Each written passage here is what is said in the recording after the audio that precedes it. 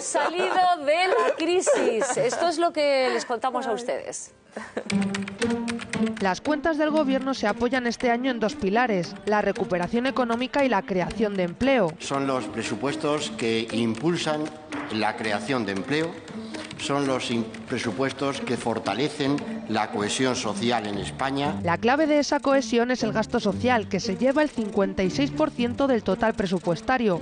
Con hincapié en las pensiones, se destinarán más de 139.000 millones de euros, el mayor aumento de la era Rajoy. Estos datos son una excelente noticia para todos, lo son para las personas que han conseguido una oportunidad, pero lo son también para todas aquellas personas que tienen una pensión, porque cuanto más gente haya cotizando a la Seguridad Social, mayores posibilidades tendremos de mantener y de mejorar nuestro sistema de bienestar. Se reducen también los costes por desempleo, ya que se prevé la creación de 500.000 de puestos de trabajo este año. Y la tasa de paro, a finales de este año, quedará claramente por debajo del 17%. Unos datos que ya se han empezado a notar este mes de marzo, pese a que no ha contado con el impulso de Semana Santa. La COE propone aprovechar la velocidad que ha experimentado la economía, subiendo los salarios entre un 1 y un 2,5%. Con todos estos datos y las buenas previsiones, ¿se puede decir entonces que ya hemos salido de la crisis? Pues pregunta que traslado a Fernando Sánchez Salinero.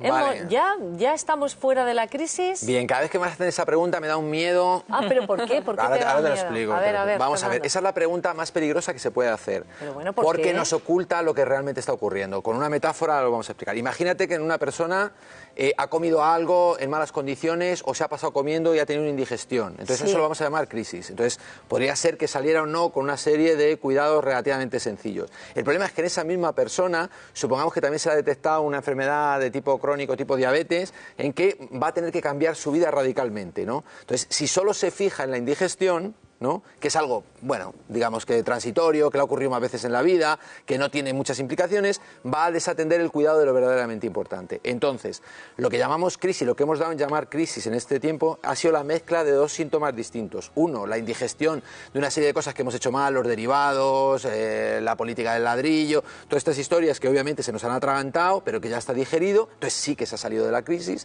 pero el cambio de modelo organizativo en nuestra sociedad y en nuestra economía, que es el que no queremos ver, que ese es el que va a cambiar definitivamente nuestra vida, es el que no estamos destinando ni recursos ni atención. Entonces, claro, eso es lo verdaderamente importante. Te voy a poner dos casos. Es decir, ya estamos en la economía 4.0. Yo que voy a muchos eventos, muchos foros, vamos a ver, en menos de 10 años, el 45 o el 47% de los empleos que conocemos van a desaparecer. Pero espera, en la banca el 90% de los empleos.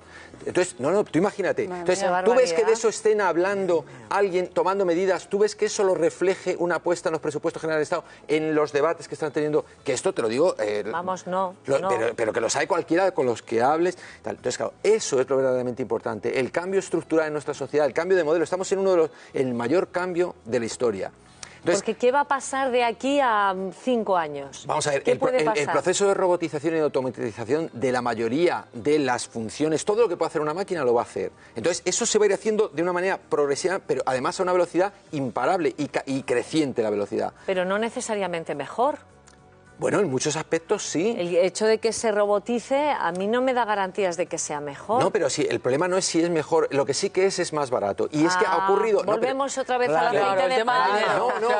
Pero y en muchos casos también es técnicamente mejor. Si no tenemos por qué dudar de la bondad técnica de cómo hacen las cosas las máquinas. De hecho, tú trabajas con un ordenador, que es una máquina, vas en un coche, que es una máquina, lavas la ropa en una lavadora, que es una máquina... Sí, pero hace falta una persona que me cuide el coche, bien, que me diga pero tú imagínate...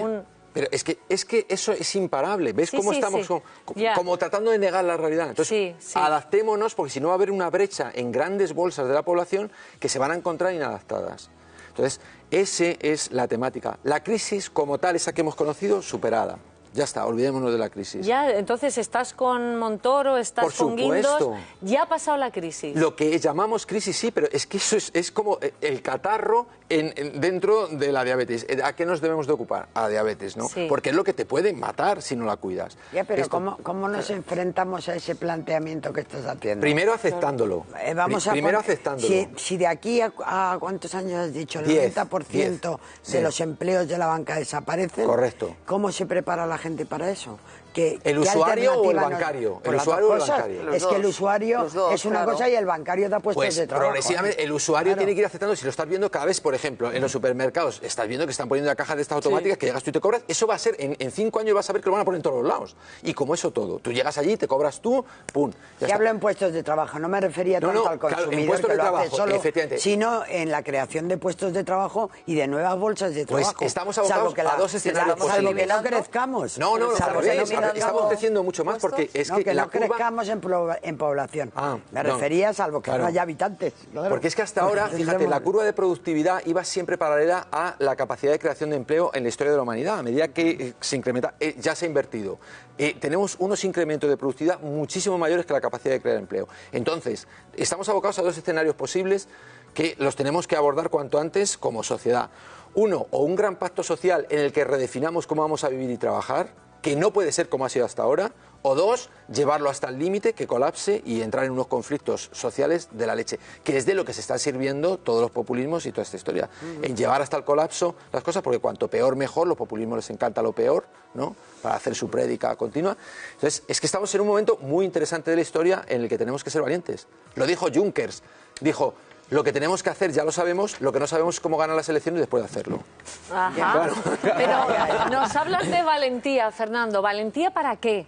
Pues para asumir que los escenarios de seguridad que creíamos que teníamos ya no lo van a ser, por ejemplo, el concepto de pensión, el concepto de empleo para siempre, el concepto de trabajo de 8 horas, el concepto de retribución en X, el concepto de compartir la riqueza con el resto del mundo, que también está atrayendo fuentes de generación. Pero el concepto de pensión, si tú has estado cotizando toda la vida, entonces si al final no te dan una pensión, es un fraude. O sea, claro, pero es que ha sido un fraude comunicativo, efectivamente, decir que iba a seguir, que lo va a ver en el futuro, cuando todo el mundo sabe fuera de micrófono que no lo va a ver.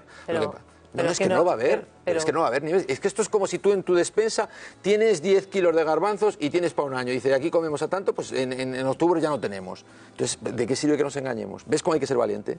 Claro, pero no es eso no es ninguna solución. Claro. Eso es, mire, no, todos los españoles que os aboco al abismo, todos en fila, todos vamos cayendo. Ahora viene el pacto social. Ahora viene el pacto social. ¿Qué tipo de pacto social? Dice, tenemos los 10 kilos de garbanzos. Señores, ¿de aquí hasta octubre podemos hacer algo para incrementar los 10 kilos de garbanzos? Dice, no, es que yo pensaba estarme sentado a la puerta de mi casa. Dice, amigo, esa no es la solución. Dice, entonces, si de aquí hasta octubre podemos hacer un pequeño huerto, digo en la metáfora, para incrementar las reservas que tengamos, a lo mejor lo tenemos que hacer todos. Entender que determinadas políticas de gasto están equivocadas, que hay que destinar y priorizar precisamente para que el aterrizaje sea lo más suave. Es decir, tú puedes elegir en tu ciudad, imagínate, yo vengo de Orense, ¿no? Ahí estamos para hacer una estación del AVE de no sé cuántos millones y no sé cuántos, en una estación que está súper bien, que yo viajo muchísimo en tren. Aquí, ¿para qué necesitamos la estación ahí súper potente cuando a lo mejor tenemos que hacer unas infraestructuras para generar empleo continuo, no solo una cosa de la que se pueda derivar X historias, y que está ahí, que dice que me aporta, no me aporta nada?